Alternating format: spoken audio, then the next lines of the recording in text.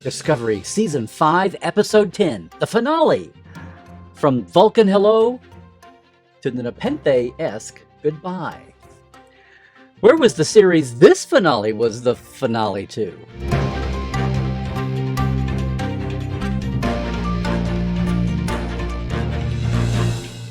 Hey, it is Dr. Trek, Larry Nemecek, coming at you here from the heart of Trekland, letting the dust settle just a bit on all the recent Trek headlines and episodes. So instead of a quick take or a hot take, you get a second opinion from Dr. Trek. Hey, look, I have been writing, editing, interviewing, archiving, witnessing, hosting, dot connecting, and fanning Star Trek for a while now. And I just want to say, life itself, the Discovery finale, I think we just saw a whole new Trek paradigm. I mean, really, this is the finale to Discovery? This ends the show that I've been watching and hoping for 7 years? 5 seasons? Okay. Can we have that other series now? Okay, look, to be honest, this is not just one episode, right? This is an episode that's wrapping up a season as a finale, and then it wasn't planned that way, but it winds up being the series finale. All 90 minutes of it. All right, like we've actually got, 3 levels going on here, right? The episode, as the final chapter to a season arc, and then, not planned at first, it has to serve as the series finale, too. Now, it ends. It takes those first 2, ending the arc and all that, and then the third was just stuck on. But having said that, just ending the arc was both about the action, the Maul arc, and to pay off the overall mystery. What were the clues about? What was the progenitor's tech all about? And between the lines with that is, it did feel cinematic, and it's a good thing, because how do you wrap your head around that? The power of creation. And when you have to show it, much less deal with it. Well, this time around, I've not just watched the episode, I've watched the reaction in real time from the LA advanced screening here with a select group of fans. Well, fans who bothered to return their tickets and write in and then show up on a busy Wednesday night. And it's been a double filter here of expectation of reaction. And it's been mostly positive. So I'm going to say kudos. Yes, kudos to our writers this week. Kyle Jarrow, the co-writers. He's been co-executive producer for the last 2 seasons, since season 4 when he came to the series. This is his 4th Discovery actual writing credit, 2 last year, 2 this season, including earlier this year, co-writing the 3rd episode, Janal, right? The big showpiece for Hugh Culber. And co-writer, someone you may have heard of, Michelle Paradise. Of course, she's been executive producer, basically the showrunner since late season 2. Her trial period ended. She's been there since season 3. She's actually had 10 writing credits, tended to be the premieres and the finales of each season. Yeah, this is her 10th credit. She, is there in the room overseeing all and doing rewrites and polishes, but this is actually 10 for her. She came to the series with season 3 after a tumultuous, chaotic time, not unlike what Michael Piller did on The Next Generation, season 3. Of course, those were long, full 26-episode, all old school seasons, but the thought holds. And then in the director's chair, this final outing, Olatunde Osunsanmi, he's kind of grown up on Discovery. Had other credits before the show. He's been overseeing the directors. He's an executive producer himself now, but he's got 14 directing credits, all of those disco. Plus, he had 2 of the short treks, including Calypso. Oh, and he's directing the backdoor pilot, Section 31 movie with Michelle Yeoh. More on that later. And I'm going to add another category kudos here this week. Someone has not been mentioned all season and should have been, but especially coming to mind for this finale extravaganza, the production designer, Doug McCullough. Now, he and his whole team somehow blew me away, managed to bring a real cinematic feel with the known limits of TV time and budget, even on these larger budgets. Now, it could have been very cheesy, all these environments coming out. They had to get a lot done, a lot accomplished, but they're not. They're really engaging. I keep saying they're really cinematic. The action was fast. The stunts were insane. The wind machines and the rain and all that was incredible. The live effects, the oversaturated colors. Look, why don't we jump into big things, little things, and start with the big thing. Yes, this whole imagination of the environments, the design and the execution, right? And not just the looks, but the frame, the conceptualizing, the landscape of the rooms and the windows and the doorways, just the way it was. I was amazed when we when we did that larger on the inside than it is on the outside conceit, where we were entering that portal with Maul and Burnham going inside to get to where we wound up. It was a great leap. That's hard to do, especially on their budget time and after nearly 60 years of Star Trek. I was blown away by the choices and how they were able to execute. And I know a lot of it's AR virtual. Of course it was. Built set and all that. But it was A plus, gang. I mean, let me just say, I know they obviously had been holding back budget. They'd had some location shoots. Obviously, they wanted to make a big splash with what was supposed to be just a season finale, right? But you got to have the design make sense before you even think about spending that. And I've never seen any modern Trek approach what they were able to do here. I mean, we were talking a mindscape a couple episodes back. This was a dreamscape with gravity and hard edges as well as soft edges. I mean, how many times can I say it? I was just blown away at the ideas, much less the execution. What did I write in my notes here? Mystical sumptuousness. And yet, this was, for the story needs, this was a grounded place. It wasn't a void. It wasn't a vacuum. I mean, the comms worked barely, but their suits did. Tricorder mode still worked, and Instaphaser still worked, and built-in computer voice. So not quite as on her own as we thought they might be. Not quite as stripped down and barren, but still in command of some tech to navigate the situation, which was really interesting. Okay, little things. I know that they were just obstacles story-wise at this point, but take a note, Starfleet. If you're ever in hand-to-hand with a Breen, just pull his hose out. Oh, big thing.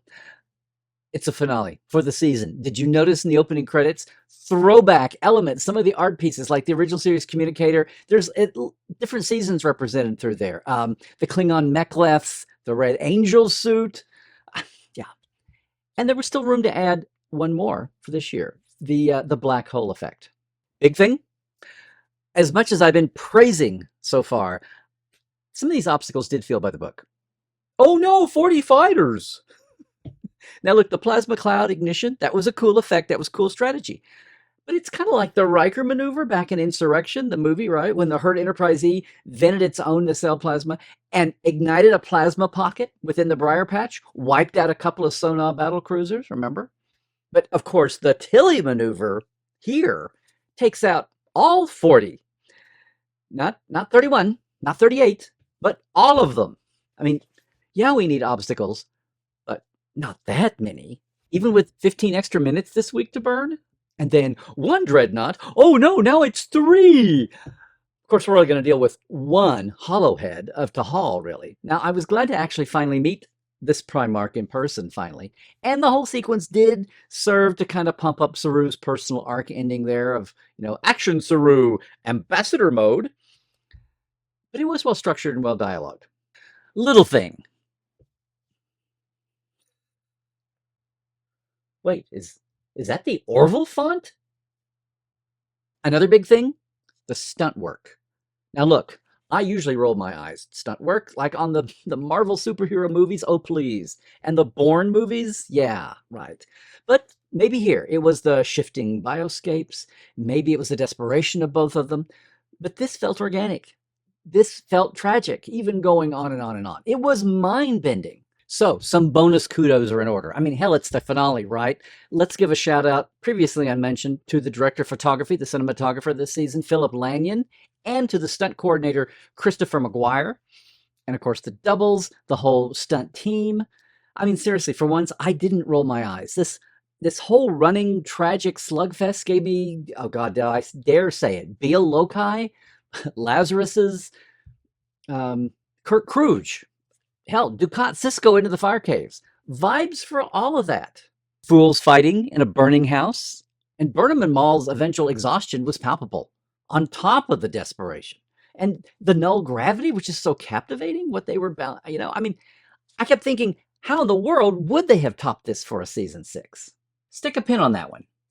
More to come. Little thing. Ah, yes. But it wouldn't have been a Star Trek finale crisis without a cheap prop MacGuffin. Here's the nice, neat prop thing that's going to add to the whole built tech system to fix the thing you need. Oh, little thing. If you've been listening to me week to week, Maul actually said the whole word technology. And then Burnham said it too. It's contagious. Whole wordism again. Oh, little things, plural. You did catch that Leto Book from the future, their son, was named for Book's late nephew, right? And that Molly was the transworm that he was transporting. And as she says, ate Burnham when they first met, right? And that Sanctuary 4 was the planet replacement environment once Quajon was eliminated. And that his world root replant and the archives shell box that it came in, you caught all that. Oh, and future Burnham and her little alien deer-like friend that she calls Alice. Yeah, that's a reference, according to Carlos Cisco of the writer's room, to Alice in Wonderland, which is not only a good metaphor for where Michael's been in this episode to Wonderland and back, but remember, it's also a great nod to, well, her foster childhood in the Sarek and Amanda home. Amanda loved to read Alice in Wonderland to her, and yes, to Spock too. And you caught Leto's delayed mission to Corpuscular, right? Well, that's where it all started. It's the finale mention bookending the opening scene from the pilot from Vulcan Hello. Remember? Georgiou and Burnham were incognito on that desert drought planet trying to find water. That was Corpuscula. So, and of course, Georgiou's gifted telescope is still among Burnham's prized possession all these decades later, along with their I joke going back to their first meeting. Oh, and by the way, did you catch that the wedding-bound book says he was delayed because he had to fight off some Talaxian pirates? I wonder if some rejected descendants from Neelix's lost colony are up to no good. Okay, big thing. And yes, there's a lot of these. It's an hour-and-a-half episode, okay? And this was the big thing? Yeah, the Kovich reveal. You know what I'm talking about. They're all talking about it on Twitter. I did not expect it. I mean, oddly enough, staff writer Carlos Cisco told me they actually intended to reveal this in season 4, but the schedules just didn't wind up right. I mean, sitting down watching my screener for once, I actually gasped out loud at a discovery moment. And so did the audience at the LA preview screening. I still feel like I need to say spoilers. The fact that Kovich is Daniels. One Twitter peep even said, hey, there's Picard wine, there's a Geordie visor, there's Cisco's baseball. Where is Archer's water polo ball? But wait a minute. If the temporal wars had ended well before the burn, and time travel was banned at that point, then Kovich Daniels has been stuck in linear time without escape for at least a couple hundred years? Unless Kovich/Daniels, from his travels, knew the burn was coming and discovered his jump forward, and the 42nd century wars that Calypso Short Trek was depicting, and Daniels/Kovich chose this time to be marooned. And that's why he pulled a red directive to go Deep Six Discovery and tell the unaware Burnham that code word craft. I mean, how else would anyone know that? He knew it. It's for the future soldier, and it's for Zora after she sits there for 1,000 years. But seriously, on my first watch, on my notes, I wrote down, holy shit, did not see that coming. And at the screening, I knew it was coming. I turned around intentionally to watch the 150, 200 so fans that were there. Yeah. I wanted to see how many jaws would have to be picked up off the floor. About 47. By the way, how about a second opinion first? How about some snap reactions that night from some of the fans who were at the LA premiere screening? Daniels. That was like, okay, and then they fixed the short track. It actually works. Yes. What it's going to be. I kind of like that they left it a mystery, honestly. I think that is kind of cool. Burnham's smile, it has a special place in my heart. Because, like, I'm going to cry. She's the heart of this show and of Discovery. And seeing Admiral Burnham, oh my god, and that happy sweet family, oh my god, I'm crying. Oh god. And the new captain, her son, who I want to like see the adventures of, and there's so much more Star Trek to tell. So thank you, Discovery, for this beautiful ending. To give all of the fans sort of that sense of you're part of the family and part of the community, hugs all around, and weddings and parties and opportunities for everyone to express how much they care for each other. And that really is what that episode was all about, was closure, about endings and of course, heralding new beginnings. Yeah.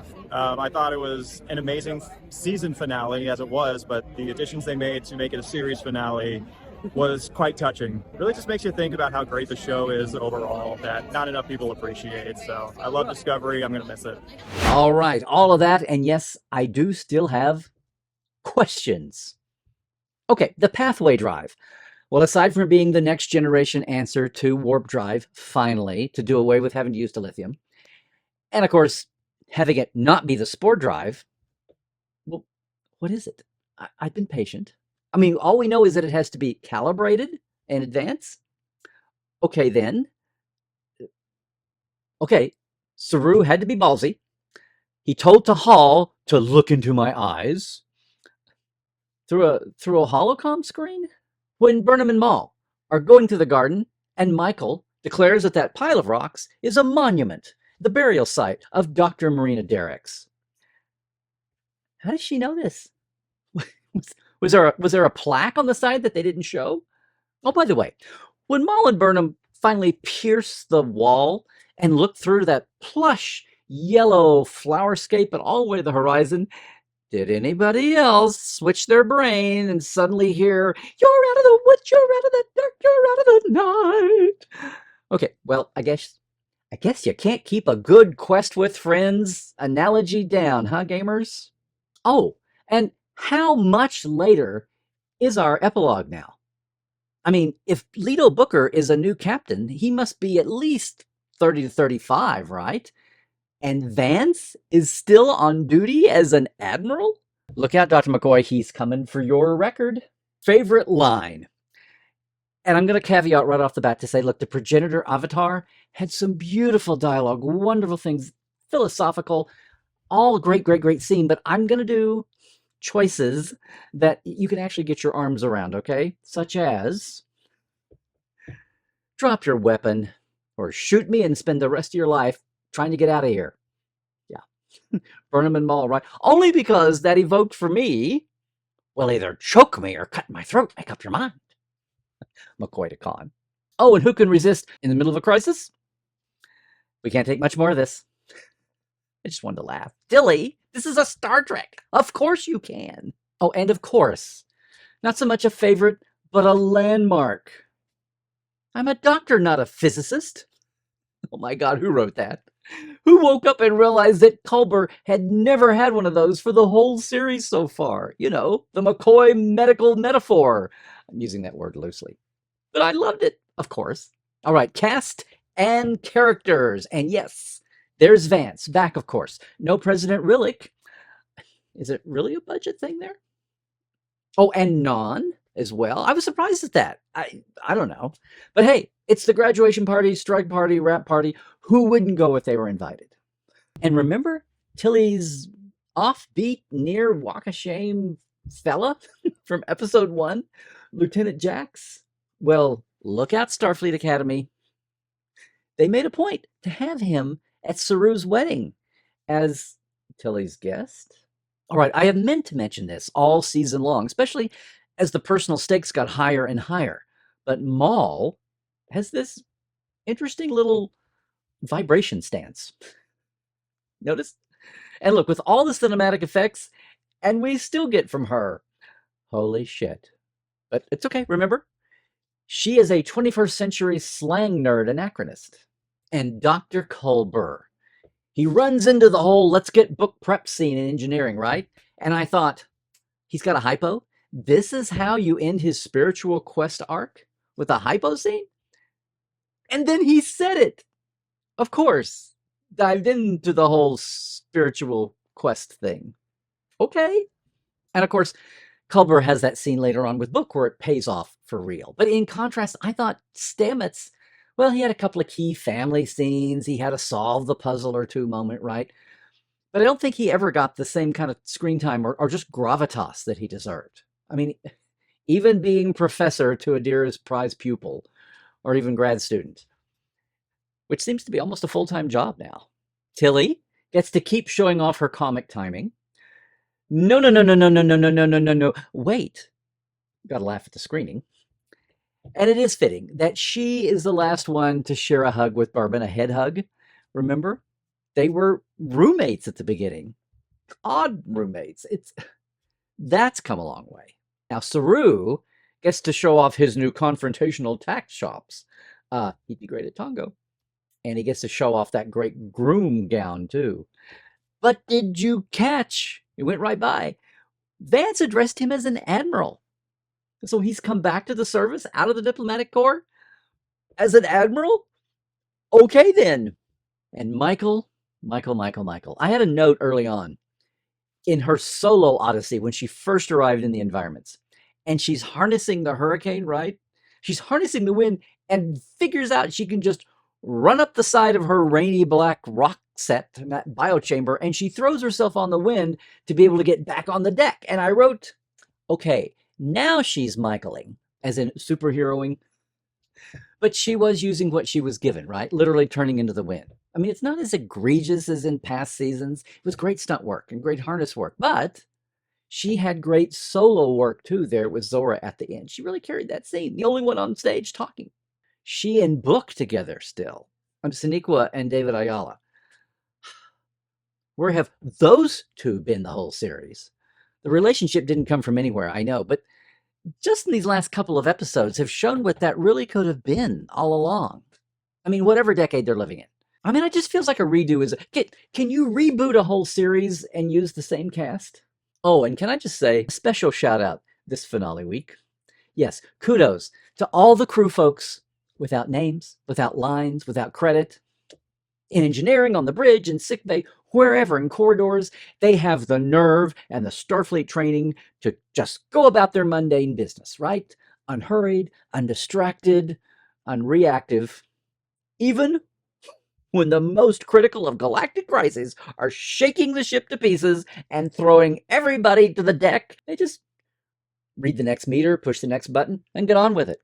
Oh, and a special shout out back around to Michelle Paradise. Yeah, co-writer, executive producer since season 3. Invoked a little executive producer privilege. Did you hear? Did you detect her in the future epilogue? She is the voice of the shuttle landing advisory officer.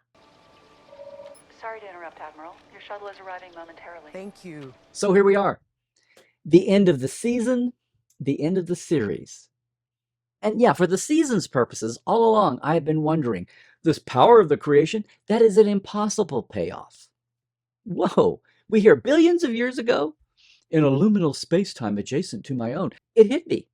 It's a great concept, great performance, but she's basically a Losira. Or, okay, if you don't watch TOS, she's like the Takan Empire Portal 63, right?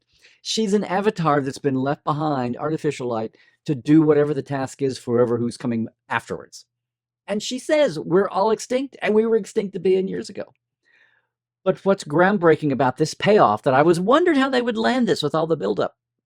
I did not see the creators creating creators. I didn't see the double whammy reveal that the progenitors just inherit stuff.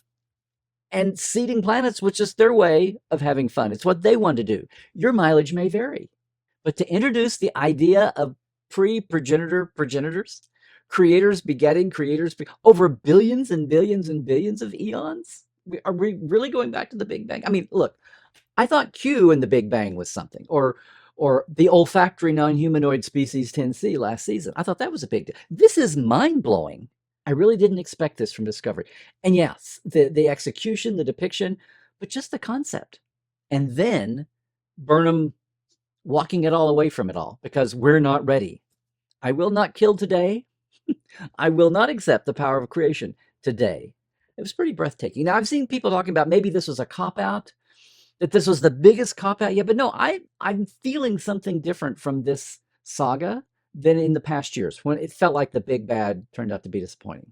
And yet, even after the mind-blowing expanse of ending the progenitor mystery and the resolution, even after all of that, I got to say, the remote pull spore drive jump mobile unit, that was really finale-worthy. That was really impressive. Okay, one thing I was not expecting. I thought Locke was a lock to be resurrected. I mean, maybe with caveats, maybe whatever. But back nonetheless, especially after the whole "our story does not end here" line, right? Well, it did. And kudos to Michelle and Kyle and the whole room, everybody connected with the show who didn't feel like they could go for a Hollywood ending, a happy dappy, everybody lives in the end, right? At least not a Hollywood ending for Locke. I mean, look, we're going to be processing the implications of everything contained in this finale. The finale handled the landing from the big bad this year, or should I say the big quest. What was the big tech? What's going to happen with it? It was enigmatic and yet dangerous and powerful and seductive, and gives Sonequa, gives Michael some gravitas for walking away from it. Even if she's staring down the best of the Federation, Admiral Vance and Stamets and Adira, and that's her audience? Okay. But the sum total here of this, the way this season was wrapped up, I thought fairly well. Character arcs played out fairly realistically. My God, Rayner, I've been praising that. He tops himself here. And yeah, he's in that chair and he doesn't give it up and pulls it off. Does he have, if he gives the first Rayner maneuver up for Tilly, he's got one for the ending. It was really a well-built season. I was wondering how it would land. It landed so well, even before the new ending was tacked on. I mean, I was thinking, where are they going to go for season 6? After all the stunt work, after all the conceptualizing, after all the emotional beats, what do you do for an encore next year? Do you have Maul? Yes, as a Kovich operate? Do you show the wacky adventures of the Book and Burnham show? And their crazy oddball alien neighbors, Saru and Tarina? Wherefore, season 6 indeed. Funny we should ask. Michelle Paradise has since revealed that season 6 would have been an arc built all about leading into the Discovery, the Calypso mystery connection, and unmodernizing the Discovery.